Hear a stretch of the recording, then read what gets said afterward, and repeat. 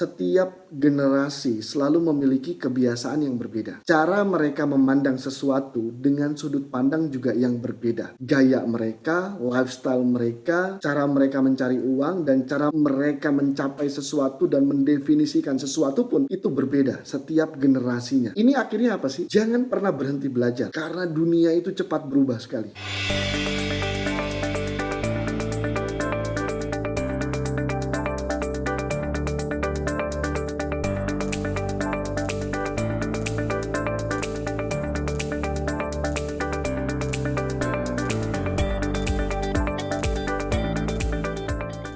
Halo, welcome to my channel, Dery Pristayadi. Kita ketemu lagi di podcast Dery Pristayadi.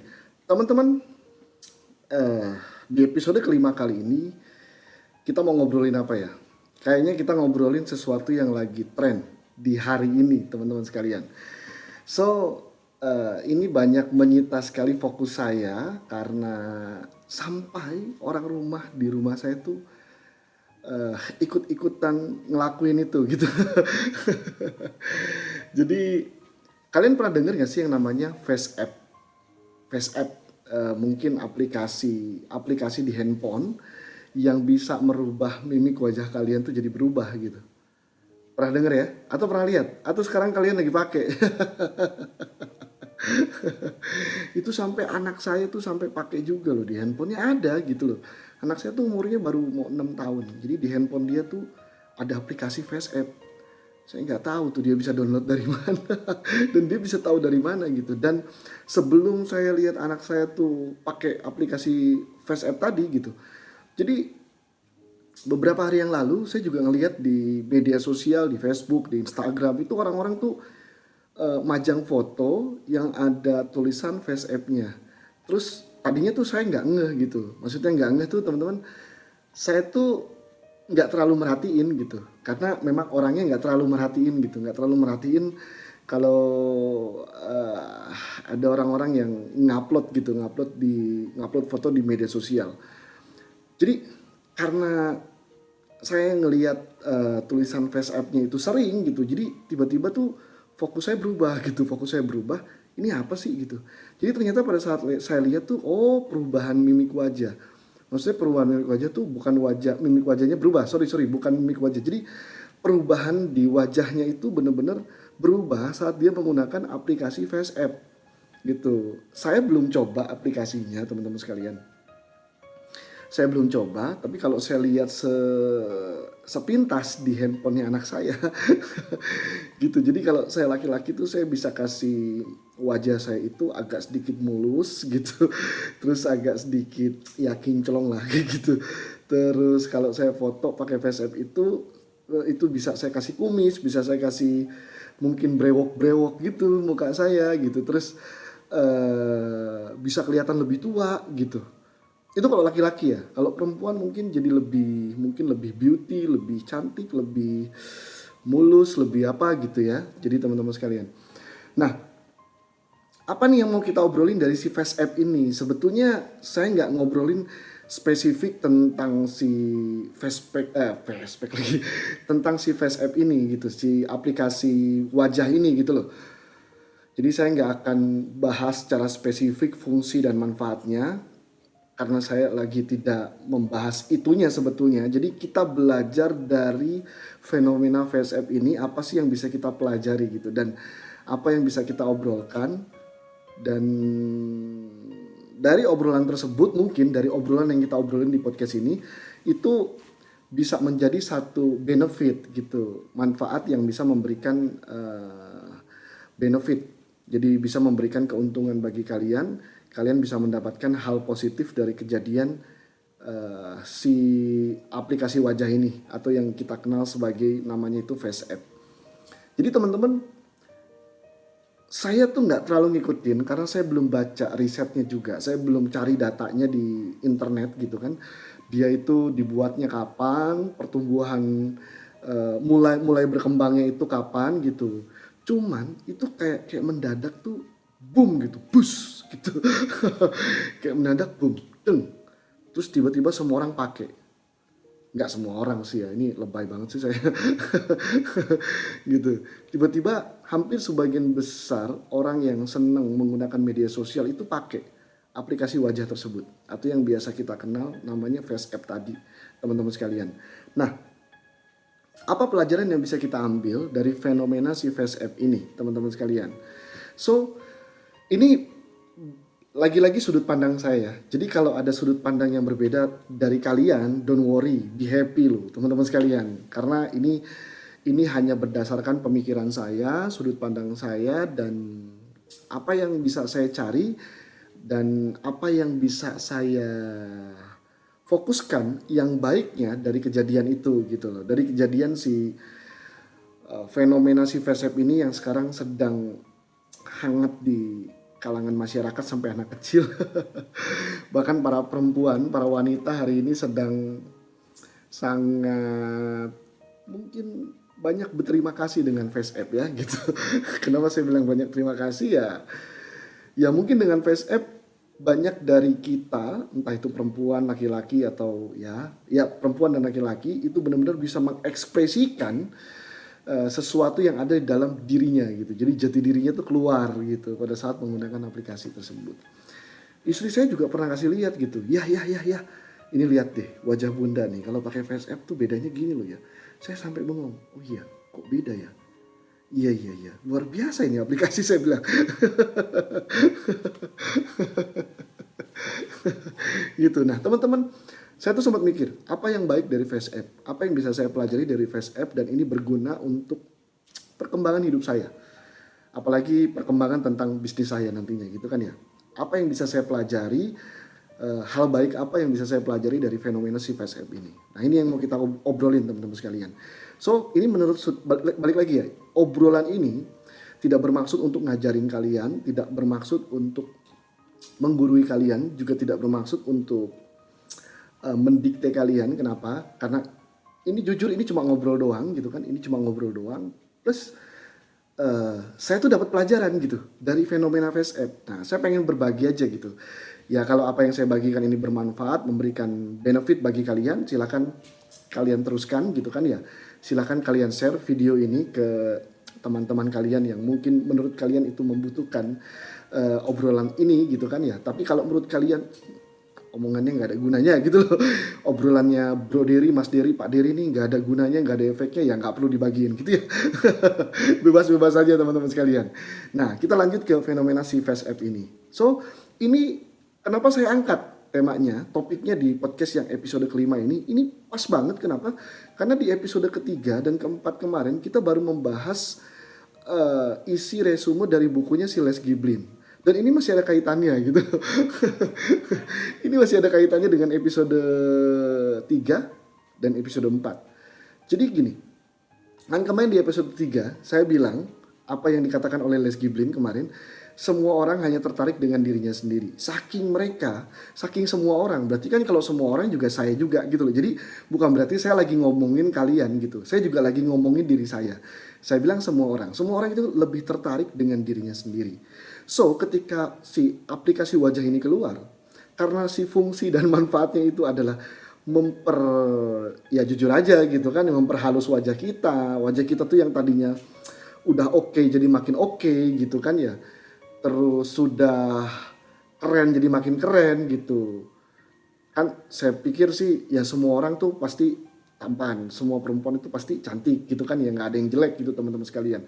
Karena cantik, jelek, tampan, cakep, jelek itu relatif menurut saya ya. Itu juga tergantung sudut pandang. Kita tidak sedang membahas itu. Intinya setelah kita pakai aplikasi tersebut ada perubahan menjadi lebih baik menurut perasaan kita gitu loh. Menurut penglihatan kita dan menurut sudut pandang kita yang pakai gitu. Makanya kita upload. Makanya banyak diupload tuh sama pengguna si Face App-nya di media sosial. Entah di Instagram, entah juga di Facebook. Nah, apa kaitannya dengan obrolan yang kita bahas di episode ketiga, episode keempat tadi?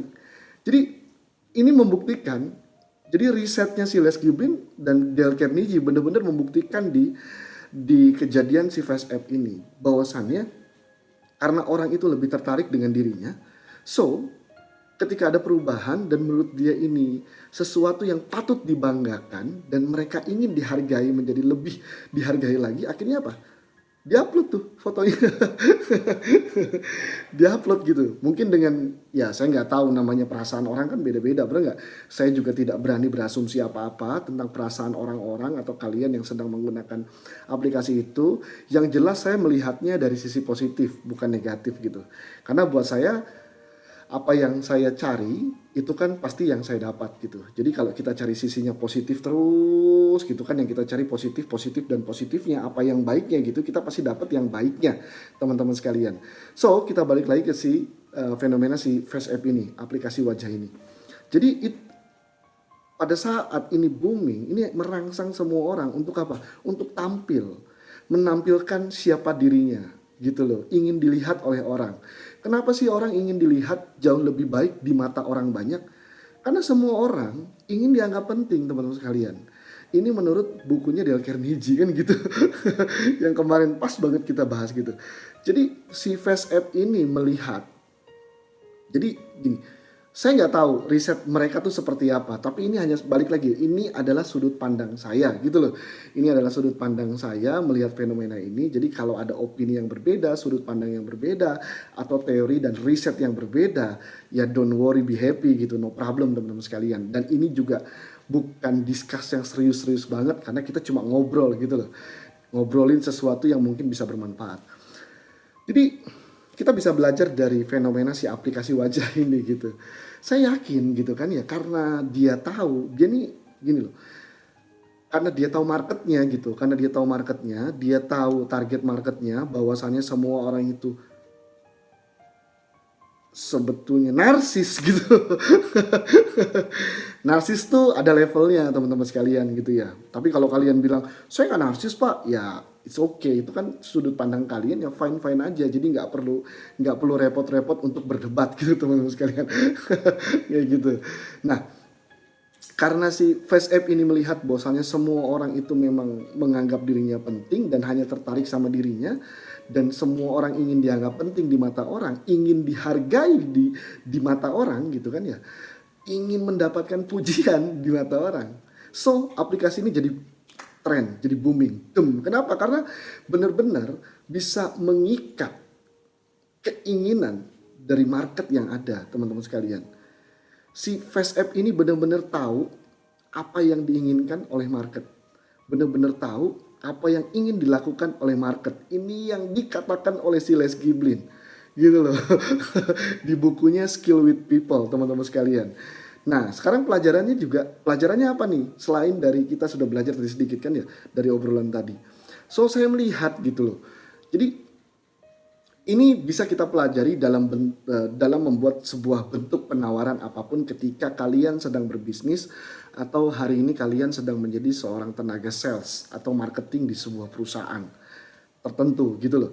Jadi kalau kita tahu apa yang diinginkan oleh customer atau oleh market gitu, terus kita tahu apa yang ingin dilakukan oleh customer, justru itu akan menyederhanakan kita untuk bisa mendesain bentuk penawaran kita sesuai dengan apa yang dibutuhkan dan diinginkan oleh market tersebut. Sehingga ketika penawarannya cocok, kemungkinan bisa terjadi sales, penjualan. Ini kalau kita bicara bisnis atau dunia jual beli ya teman-teman sekalian. So kita bicara lagi di kondisi yang berbeda. Ketika Anda sedang hari ini jomblo, cari jodoh misalkan kayak gitu ya. Nah, yang jadi pertanyaan sih? Yang jadi pertanyaan teman-teman sekalian, apakah gitu loh, apakah kepribadian yang kalian miliki saat ini itu sudah sesuai dengan apa yang diinginkan oleh pasangan hidup kalian? Bukan pasangan hidup ya, mungkin target yang sedang kalian incar gitu loh. Kayak gitu. Dan ini juga bisa dipakai untuk membangun sebuah hubungan pertemanan, terus membangun hubungan antar kolega, mitra bisnis, atau mungkin kalian ingin naik jabatan gitu kan ya. Kan kalian juga perlu tahu apa sih yang dibutuhkan oleh perusahaan kayak gitu loh. Kan setiap perusahaan pasti punya KPI, kan punya standar kualitas performa apa namanya performa dari kinerja si karyawan tersebut. Mereka pasti punya indikator yang berbeda-beda. Apa sih sebetulnya, maksudnya kan kadang kita juga nggak pernah tanya sebetulnya kalau saya mau naik jenjang karir saya ke level selanjutnya, sebetulnya perusahaan itu membutuhkan orang yang seperti apa sih. Perusahaan itu membutuhkan orang yang seperti, maksudnya perusahaan itu membutuhkan orang yang kerjanya tuh kayak gimana sih. Nah itu kan juga bisa jadi acuan indikator kalian untuk apa sih, agar kalian ya membuat sebuah tindakan yang bisa disesuaikan dengan apa yang dibutuhkan oleh perusahaan tersebut. Sehingga kalian bisa mendekati apa Pak Dery, Bro Dery, Mas Dery? Mendekati peluangnya untuk bisa naik jabatan pada saat kalian sedang bekerja saat ini. Nah ketika kalian sedang berbisnis pun, ketika kalian sedang mencari customer atau kalian sedang mencari partner bisnis, sebetulnya untuk membuat bentuk penawaran yang pas kalau menurut saya gitu, kalau menurut saya. Tapi kan kalau kita ngomongin strateginya, indikatornya itu panjang kali lebar. Saya bukan trainer gitu kan, saya bukan motivator gitu teman-teman sekalian. Jadi kalian bisa cari di channel-channel yang mungkin bukan sifat ya, yang mungkin bisa menyajikan hal-hal seperti itu. Tapi menurut sudut pandang enteng saya gitu, kalian bisa mulai membuat bentuk penawaran sesuai dengan apa yang diinginkan oleh market. Nah, dengan cara apa yang sudah dijelaskan di podcast yang episode yang keempat kemarin dan yang ketiga kemarin. Kayak gitu, kalian mulai mencari tahu. Bagaimana cara mencari tahu? Saya nggak jelasin di sini kenapa? Karena kalian bisa lihat di podcast yang ketiga dan yang keempat gimana caranya. So, fenomena si Face App ini mengajarkan kita betapa pentingnya kita mulai mempelajari mulai mempelajari seni bagaimana caranya berhubungan atau berurusan dengan orang-orang gitu loh teman-teman sekalian. Jadi kalau kita tahu apa sih sebetulnya yang dibutuhkan oleh orang itu gitu kan ya, untuk bisa untuk agar kita bisa disukai, agar dia nyaman dengan kita, agar dia trust sama kita. Nah, itu harus mulai dipelajari oleh kalian. Kayak gitu. Kita kan belajar dari fenomena si Face App ini. Bahkan ada hal baik yang saya dapatkan dari si aplikasi wajah ini. Dia tuh bener-bener dia tuh bener-bener spesifik, ngerti banget apa yang dibutuhin sama kita gitu loh. Maksudnya gini, kita itu kan butuh persetujuan diri ya, gitu loh. Kita tuh butuh disetujui bahwasannya kita ini siapa, gitu loh. Duh jadi batuk saya. Jadi kita itu kadang ingin mendapatkan persetujuan diri, bahwasannya kita ini ingin dikenal seperti apa di mata orang, kayak gitu loh. Dan bukan hampir ya, semua orang pasti begitu teman-teman sekalian. Terus sebentar, kira-kira batuk. Tuh, sampai ada suara tokek lagi ya, kayak gitu. Terus si Face App ini juga tahu semua orang tuh bener-bener pengen dihargai, gitu loh, pengen dihargai dirinya sama orang banyak. Dan si aplikasi wajah ini bener-bener ngerti gitu bahwasanya semua orang itu bukan cuma pengen dihargai, tapi ingin mendapatkan pujian. Makin banyak pujiannya, orang yang pakai aplikasinya akan makin loyal. Percaya deh teman-teman sekalian. Misalkan gini teman-teman, tiba-tiba kalian pakai itu, terus pada saat kalian upload, terus banyak yang respon. Akhirnya banyak interaksi di kolom komentar kalian. Mereka bereaksi terhadap apa yang sudah kalian upload menggunakan si aplikasi wajah ini. Dan itu akan merangsang apa? Itu akan merangsang diri kalian. Itu akan merangsang diri kalian. Akhirnya kalian itu berasumsi, maksudnya beranggapan, meyakini bahwasannya oke, saya sudah mendapatkan tempat. Banyak orang yang interest, yang merespon dari apa yang saya upload. Dan hasil interaksi itu membuat akhirnya apa? Kalian merasa dihargai atas apa yang kalian lakukan. Dan itu membuat kalian akhirnya mau melakukannya terus-menerus. Akhirnya membuat kalian menjadi loyal trust dengan aplikasinya. So, apa pelajaran yang bisa kita ambil dari fenomena si Face App ini, teman-teman sekalian? apa yang bisa kita pelajari lagi dari fenomena si Face App ini? Si aplikasi wajah ini tidak fokus terhadap apa yang diinginkan oleh mereka. Mereka fokus terhadap apa yang diinginkan oleh market. Saya yakin mereka sudah meriset panjang kali lebar gitu kan ya. Mereka sudah melalui proses tahapan, mereka mulai menganalisa, meriset, mereka uji coba, trial, error, segala macam sampai mereka menemukan formulanya. Formulanya apa? Mereka menemukan sebuah produk yang bisa dikonsumsi oleh masyarakat dan itu bisa memuaskan egonya orang-orang saat mereka memakai aplikasi tersebut. That's the point. Ketika egonya bisa dikelola oleh si Face App ini, akhirnya marketnya loyal, marketnya pakai, marketnya trust, gitu loh teman-teman sekalian. So, pelajaran pentingnya lagi apa? Kadang kita terlalu fokus dengan apa yang kita inginkan. Kita terlalu fokus terhadap kepentingan kita. Kita terlalu fokus dengan apa yang kita mau. Padahal kalau kita ingin memiliki satu bisnis yang besar gitu kan ya, bisnis kita ingin terus bertumbuh long term gitu teman-teman sekalian. Ini kenapa saya merempet ke bisnis, karena jujur saya hari ini juga seorang pebisnis. Hanya saja saya berbisnis di industri network marketing. Saya seorang profesional network marketing, teman-teman sekalian. Jadi kalau di bisnis saya gitu loh, di industri saya gitu. Ya berarti jika bisnis kita mau besar, berarti kita harus sudah mulai konsen juga gitu loh. Harus sudah mulai konsen, harus sudah mulai belajar untuk mulai memahami apa yang diinginkan dan apa yang dibutuhkan oleh market. Dan yang paling menarik apa teman-teman sekalian? Market itu berubah-berubah. Bahkan setiap generasi berubah. Dari mulai baby boomers sampai generasi alpha. Nah hari ini kita sedang, contoh lah, kalau umuran saya ini kan umuran kepala 3 nih. Umur saya itu sekitar 32 tahun teman-teman sekalian. Ini saya masuk dalam kategori generasi milenial. Nah setiap generasi itu memiliki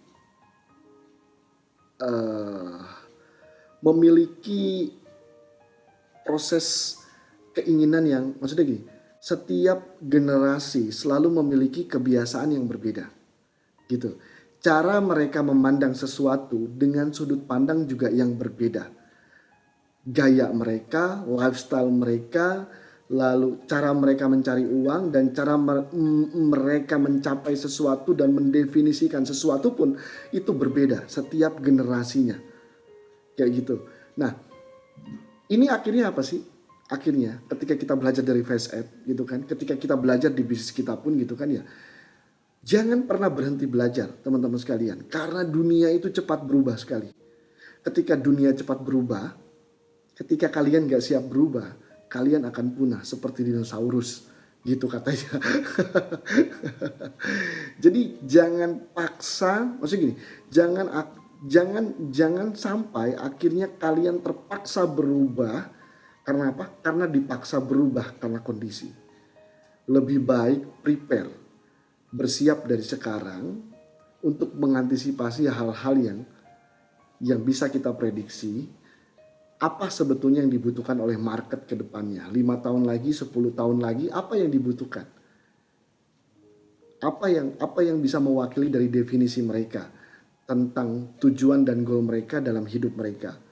Lalu bagaimana cara mereka memandang sebuah kehidupan? Bagaimana cara mereka memandang sebuah uang? Bagaimana cara mereka memandang sebuah gaya hidup, pertemanan, relationship, dan masih banyak lagi teman-teman sekalian. So 5-10 tahun lagi, bahkan sampai 15 tahun lagi, generasi market Anda mungkin akan sedikit atau bahkan lebih banyak bergeser. Kenapa? Karena mungkin yang generasi alpha ini gitu, dia sudah mulai dewasa teman-teman sekalian. Dan apa yang harus saya lakukan kan gitu. Ini ngobrol ya, ngobrol. Ingat loh, saya bukan lagi mengajari, saya tidak berniat untuk mengajari kalian, menggurui kalian ya, ingat ya, kayak gitu loh. Ini namanya ngobrol teman-teman sekalian. So, kita sudah mulai harus berpikir, apa yang mesti saya lakukan? Apa yang mesti saya pelajari? Kapan saya belajarnya? Di mana saya belajarnya? Dengan siapa saya belajarnya? Lalu bagaimana proses pembelajarannya sehingga metode pembelajarannya dan pengetahuan-pengetahuan yang dipelajari oleh kalian itu bisa benar-benar membantu kalian dalam menyederhanakan proses waktu kalian untuk memiliki dan mencapai kemampuannya. Kayak gitu. Jadi apa yang mesti kalian pelajari? Kenapa kalian harus mempelajari itu? Di mana kalian harus mempelajarinya? Dengan siapa kalian harus belajar? Dengan siapa kalian harus bertanya? Buku apa yang harus kalian baca? Dan bagaimana metode pembelajarannya? Kenapa harus sampai sedetail itu bertanyanya, teman-teman sekalian? Karena ya ini balik lagi ke proses cara bertanya kita terhadap diri kita. Saya sering diajarin sama guru-guru saya. Salah satu guru saya yang paling berjasa sekali dalam hidup saya ada yang namanya Pak Angga Pambudi dan Abah Makmun. Mereka selalu mengajarkan kepada saya tentang bagaimana cara bertanya kepada diri kita. Kenapa? Karena proses kita bertanya kepada diri kita itu yang akan menentukan keputusan kita, tindakan kita, dan merubah nasib kita, teman-teman sekalian. So, jangan pernah sampai salah bertanya. Sikapi apapun yang terjadi di dalam situasi yang hari ini sedang terjadi, apapun itu. Dan ingat teman-teman sekalian, apa yang saya katakan tadi di awal, apa yang kita obrolkan tadi di awal, bahwasannya carilah apa yang baik atau apa yang menjadi baik dari apa yang kalian lihat atau kalian dengarkan. Karena kalian akan mendapatkan apa yang kalian cari. Saya ulangi ya, kalian akan mendapatkan apa yang kalian cari. Jadi apa yang kalian cari, itulah yang akan kalian dapatkan. Hati-hati dengan fokus kalian, sehingga akhirnya jika kalian salah memilih fokus untuk mencarinya, akhirnya apa?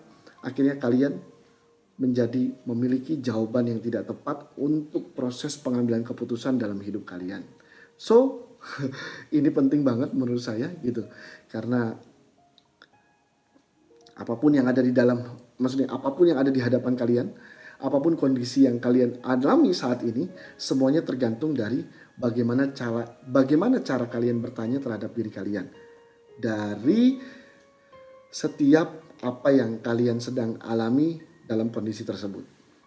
So, tinggal kalian bertanya, apa yang baik dari kejadian ini? Pelajaran apa yang bisa saya ambil? Lalu apa yang harus saya lakukan? Sehingga saya bisa mengambil pelajaran ini dan menjadi pelajaran untuk kehidupan saya selanjutnya.